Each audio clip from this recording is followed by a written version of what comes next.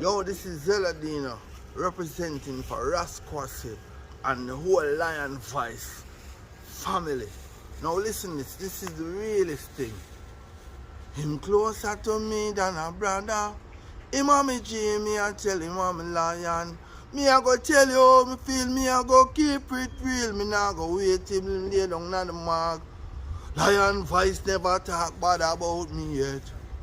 Him realness me can't forget. Cause when a game time him never bench me, him never rise up against me yet. No, the friendship connect. It's funny how we can talk in front of a million people and never yet drop no catch. So a loyalty till death. Lion Voice, a Zeladina representing. Up, up, up. Lion Voice. But what I'm realizing as you know I mature in the faith is that there's a lot of loosey goosey things going on. What do I mean? That means the thing is too slack. And I want to respect every Rasta out there, but I don't consider myself Rasta. I consider myself Rastafari. You know, because we have to I, that is the standard. The standard set by His Imperial Majesty Emperor Haile Selassie I. And I always tell people I see Rasta do things I never see His Imperial Majesty Emperor Haile Selassie I, formerly known as Rastafari, do. So we really take Rastafari as the standard. We are His people, we shall be called by His name.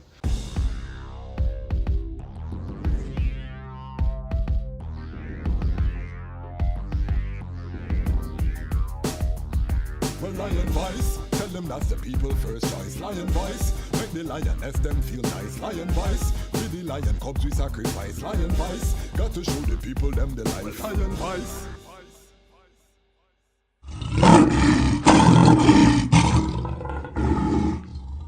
Greetings in that divine name of His Imperial Majesty Emperor Haile Selassie I. Glory and honor in the name of His chosen Queen, Empress Waziri Menen. My name is Kwasi Bansu, aka Dejazmatch Kwasi, aka Ras Kwasi, aka the Reading Ras, aka the Pan-African Happy Man. I'm an entertainment attorney, I'm an author, I'm an actionist, I'm an author, and today I sit before you as the host of the Lion Voice vlog. Alright, but before we get into today's topic, I just want to thank everyone who has been supporting the channel, who has subscribed, who has shared the channel, who has left a comment. The comments, all of that help with the algorithm and it gets recommended to more people. We have very slow growth, but I understand that I have to earn your subscription, your viewing. All of these things are necessary for any content creator. So I give thanks for the journey, and we want to build organically. We haven't started doing any marketing yet, that will come, but we're really perfecting the craft, getting the product together. So I want to thank all of you who have been with us on that journey, faithful, who have been sending DMs, who have been you know, just showing your support. Before we get into today's episode, I want to just do a little bit of housekeeping. I was just at the launch of the Kwaku Ando Sustainability Institute in the Volta region in Ghana. You can see I'm wearing my Kwasi shirt today, representing the Habesha family. And I was sitting on the land, and I've been thinking about a topic for some time now. I think now is the perfect time. We're working on the Kwasi launch episode. We're gonna have a little bit of a lead up to that, planning some nice, we got some nice footage, exclusive interviews. You know how we deal with the thing. So we're gonna show you the whole launching of this historic institute that Habesha has created for healing black people in the diaspora and black people at home from the ravages of the transatlantic and Arab slave trade and colonialism. A sacred space, I think, is one of the first of its kind, historic. But while I was sitting on this property, watching the launch unfold, I'm thinking, yes, it's good that we have these spaces, which I can say it's heaven on earth. You know, the manifestation of it. When you go to the land, you sit on the land, you see the food growing, the organic food forest, the permaculture grove, the bamboo sanctuary, all of the amenities that Kwasi has to offer. I'm here thinking about I own people, or my own walk. What am I talking about? I'm talking about Rastafari, which leads me to today's topic. Today's topic is really the Rastafari man standard. We can have heaven on earth all we want, but if we don't create a standard, then it's going to be no different than the country clubs of today, which, yes, they are beautiful, but the people in them plan wickedness against the inhabitants of the earth. A lot of these places that the wealthy inhabit with no care. So we really have to cultivate a standard among those who say they are conscious. And in particular, I'm Rastafari, so I want to talk to the Rastafari family today about this standard. What I'm realizing, and this is the lion voice. Remember, this is the lion voice. But what I'm realizing as I mature in the faith is that there's a lot of loosey goosey things going on. What do I mean? That means the thing is too slack. And I want to respect every Rasta out there, but I don't consider myself Rasta. I consider myself Rastafari. Because we have to I, that is the standard. The standard set by His Imperial Majesty Emperor Haile Selassie I. And I always tell people, I see Rasta do things I never see His Imperial Majesty Emperor Haile Selassie I, formerly known as Rastafari, do. So we really take Rastafari as the standard. We are His people, we shall be called by His name. So I want to set a standard. I've been treading Rastafari now over 20 years in the physical. It's an inborn concept, so I've been Rastafari from birth. But in terms of the manifestation, the leaving out of the barbershop, all of these things has been over 20 years. And in that 20 years, I've been blessed to be one of the frontline warriors in the Washington, D.C. area, in the United States of America, in Jamaica, and in Africa. So, I've and Toronto, because I had some interaction, but very little interaction with the Rastafari community in Toronto. But I can safely say that I'm a globally known brethren within the Rastafari tribe, based on the works over the years. And what I've noticed again is that over time we see a lot of the central tenets being watered down, being confused. We see the hippie type of lifestyle that is being introduced, confused with Rastafari. So they confuse burning Babylon with no order, or that because you burn Babylon means that it's a free-for-all, you do what you feel like. This is where the loosey-goosey come in, and I can't support loosey-goosey, because if you're a lion, you can't be a goose, and you can't be loose. Simple. So I want to just livicate this episode to introducing a Rastafari standard for the man, because the only way we're going to rise to our true potential is for the man them to set the standard, resurrect the Rastafari family, find a queen, and to build these kingdoms while we step out of Babylon jungle. That is critical. Without that, there's no nation building. So the men have to be accountable, and that's one of the things I really wanted to do with this channel, and that is what this episode. So we might step on some toes this episode. It might hurt a little bit. Are you a renter dread? You might feel away. Are you a boogie dread?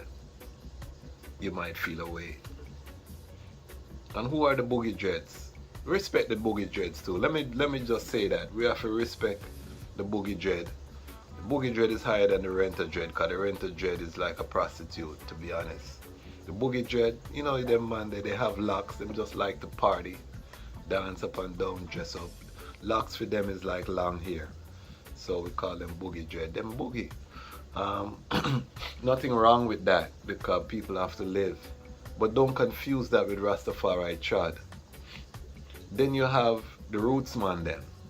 Roots man, they like the roots and the culture, but they're not necessarily dealing with His Imperial Majesty Haile Selassie the First. They like the culture, they might like the colors, but these men are not holding themselves to this Ivine standard. But them is rooticals still. So we have to distinguish and define who is Rastafari. Right now, big up the Association of Rastafari Creatives, ARC.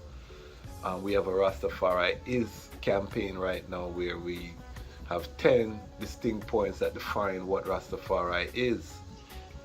And very critical, go over to Rastafari Creatives IG if you want to stay in tune with that and see some of those things. And I think the latest one that we had is Rastafari is repatriation. So there are certain tenets once you say Rastafari that are non-negotiable.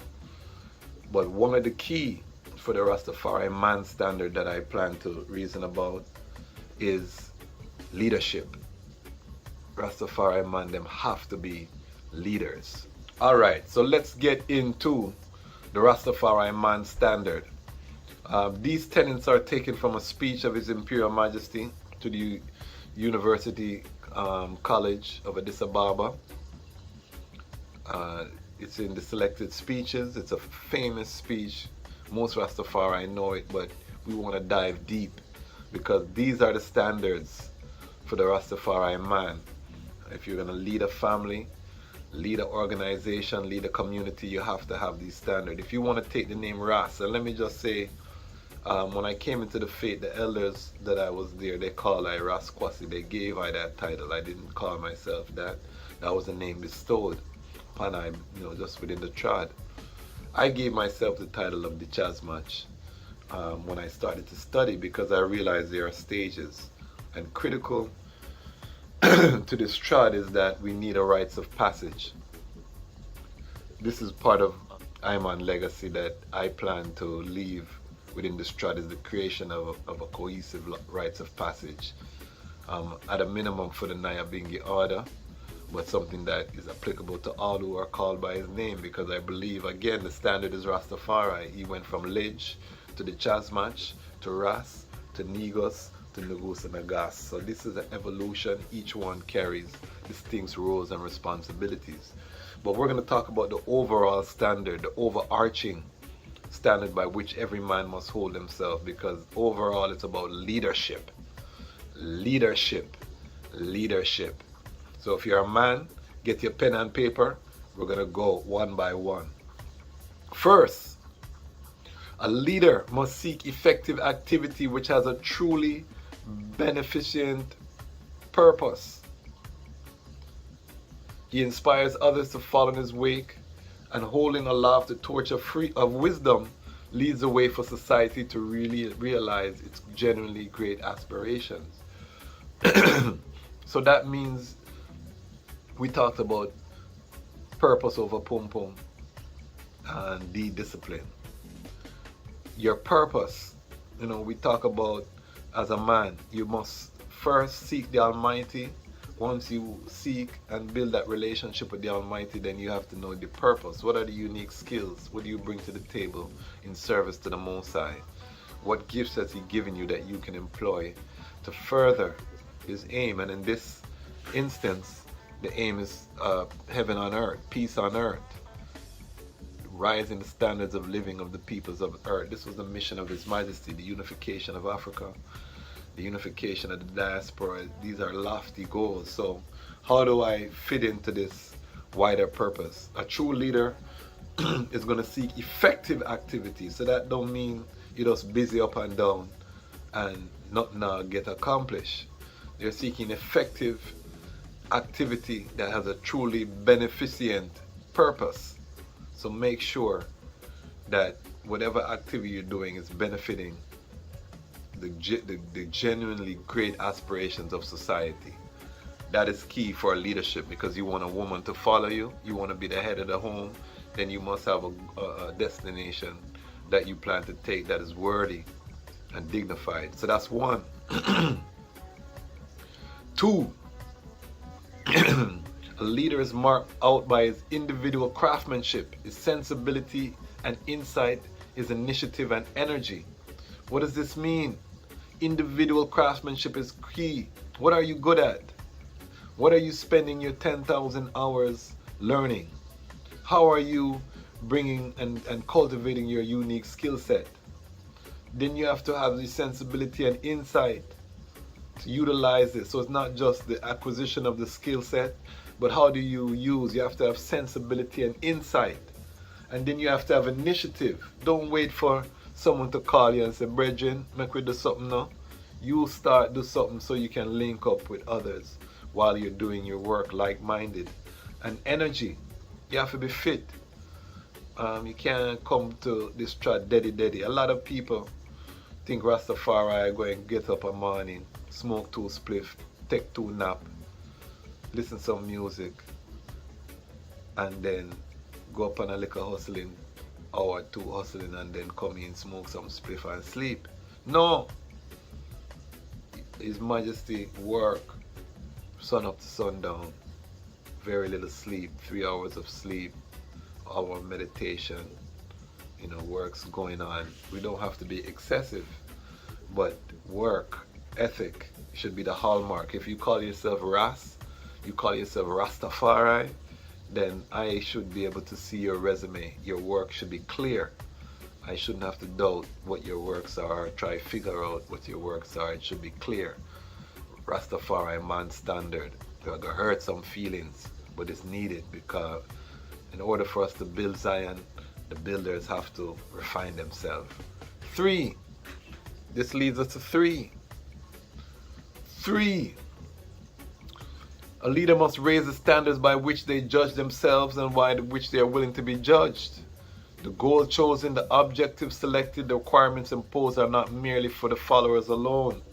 So if you're a leader, you always have to be raising the bar by which you judge yourself. What was good last year? Yes, you get through with it, but you cannot do that. With Habesha, let's use Habesha for example. Certain things that we used to do when we were grassroots, now that the organization has grown, we have to refine that. We have to go through a lot of things right now that require us to be even more vigilant than we may have been in the early days when we were just trying to get the work done, and we were happy just to get the work done. Now, cross every T, dot every I's, elevate the trod. More eyeballs are on you. You have to elevate. So raise your standard, and also don't just delegate and think, no, whatever your standard is for you and not just people who follow you. 4, a love of high quality, we must remember, is essential in a leader. So you have to cultivate a love of high quality. Don't go for the shortcut or the easy. If you want quality, you have to reach for the best, and that is, again, the Rastafari standard. Don't come with no shabby thing and say, boy, we born Babylon, but we'll bring some shabby thing. No, our thing have to be nice and clean and luxurious, because His Majesty is royal. When you go at the palace royal, top of the line. I was flying Ethiopia airline. When you look on the Ethiopia airline first class, the thing nice. So we want that standard. A love of high quality is crucial. Number 5 is critical. Dependability is another requirement in a leader. To be dependable is to be willing to accept responsibility and carry it out faithfully. How many people can say they're dependable? If you're not dependable, you're not treading Rastafari. And you can fall short of the glory, but it cannot be a consistent character trait that you are not dependable. When ones are calling on you, do they have to follow up on you, or are you there, ready and willing to get the work done? Again, initiative, part of that, we talked about that earlier, but dependability, crucial. And with that comes number 6, a leader must train himself out of any inordinate fear of making mistakes A leader is always willing to take counsel from his people, but will have to act what his own mind tells him is right. So as a leader, sometimes people not going to see what you see, but you have to move and make it happen. This is crucial. 7, a leader devotes his thoughts and attention to the well-being of his subordinates and the perfection of his task, rather than being constantly worried about the approval or disapproval of others. So you can't watch no face. You have to execute, because at the end of the day, as a leader, the responsibility falls on you. So there is a need for you to move forward. Once you know you're doing the right thing, you can't worry about pleasing people. That's one of the easiest ways to please no one, is to try to please everyone. That is key. 8 is probably one of the most important. He who would be a leader must pay the price in self-discipline and moral restraint. This entails the correction and improvement of personal character, the checking of passions and desires, and an exemplary control of one's bodily needs and drives. A good leader, and there's subheadings of that. So basically, again, purpose over, that's something there. D, discipline. These are key in leadership, making sure that you're disciplined. All of your passions and desires that you may have that can keep you astray from the mission, you have to check them things there. And it says a good leader is devoted to his work and willing to forego even the demands of sleep to see its accomplishment. This does not mean he's impetuous. On the other hand, he maintains a balance between emotional drive and sound thinking. So whatever the task needs, sometimes you have to do the all-nighter, but that shouldn't be all the time, because it's a law of diminishing returns. But you have to train yourself that you got to complete the task. When the task needs to get done, get it done. Don't make excuses. Push yourself, and you will see the results over time. His Majesty said that his labors, which sometimes appear excessive, derive from his firm realization that unless a man undertakes more than he can possibly do, he will never be able to do all he can do. It is his enthusiasm that stimulates his energy. A lot of people say, Ras, oh, you do so much. But again, this has been one of the things that inspired me from when I was a young Ras. Unless you take more than you can possibly do, you'll never be able to do all that you can do. So I know when my days come to rest, I don't have to doubt, did I do everything I could do? Because everything that I'm passionate about, I'm literally doing it right now in life. So, you know, I've put systems around all of those things that I have that enthusiasm that stimulates my energy. But I'm doing as much as I possibly can. That's why you see the moniker attorney, author, artist, actionist, whole heap of thing that. And you go to the website, you see whole heap of thing, whole heap of production, books, music, legal practice, you know, sitting on the boards of different non-profits, giving forward to the community. This is also how you avoid sin and shame, you know, by keeping busy. It says the devil loves has work for idle hands. So if your hands are not idle, the devil it's very hard. It's a lot harder for the devil to penetrate, because you're always doing something positive.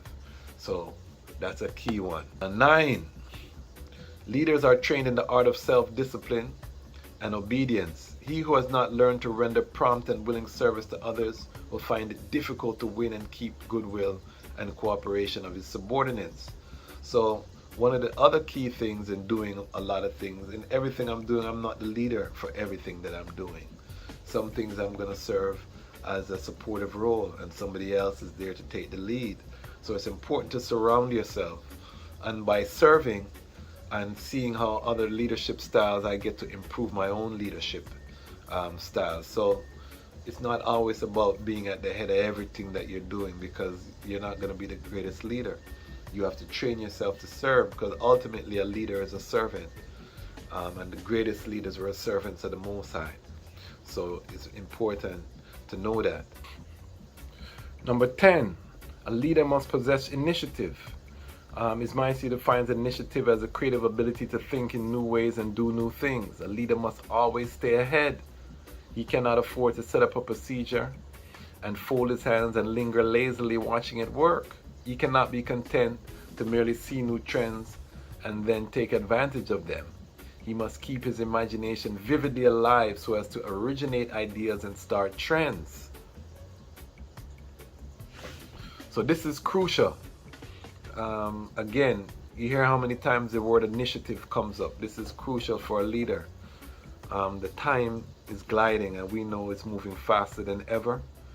So as leaders, as Rastafari, as a Rastafari man, this is the baseline for any leadership.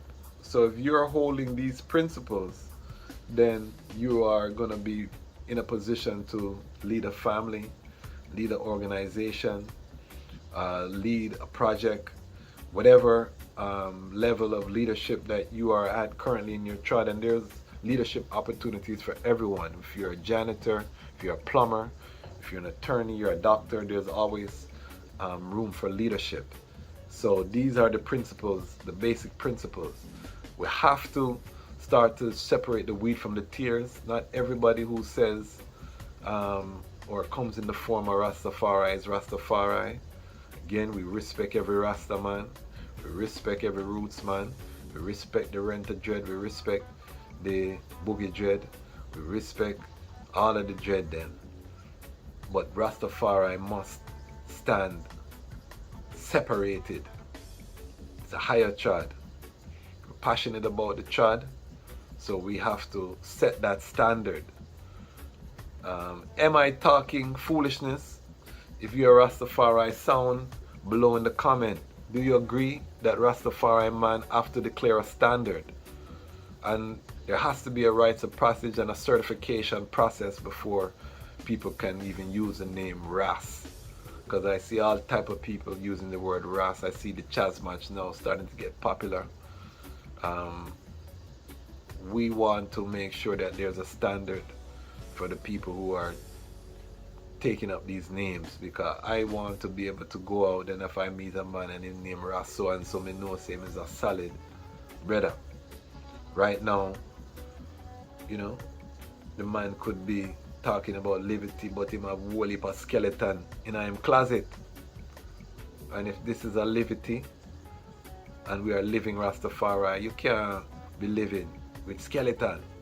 So we need to know who is who among us. The wheat and the tear shall grow together until the time of harvest.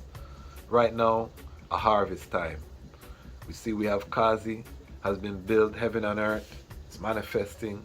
There are other sites like Kwasi springing up in different places. Big up to all of the Rastafari who are creating these safe spaces around the world, all of the Pan-African who are creating these spaces that we are able to heal and to return to. But as we build Zion, as we shape the alternative to Babylon, what is the standard? What is the criteria for entry? You know, to pass the angels them at the gates. How are we going to determine the lion from the wolf, from the hyena, from the snake? Whatever we do, it's clear that the time has come for the lion to tell his own story. And this is the lion voice. Lion voice.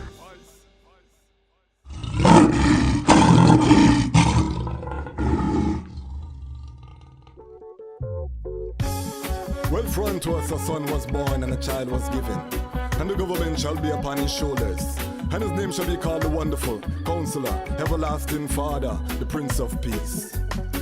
Them call him Rastafari. When he was born, rain fall from sky. Them call him Rastafari. When he was grown in airplanes he fly. They call him Rastafari. Iron break the chain, weep not, don't cry. Them call him Rastafari. Read the Revelation chapter 5 verse 5. Then Born near the city of Harar, the inspiration for Bob Marley's guitar.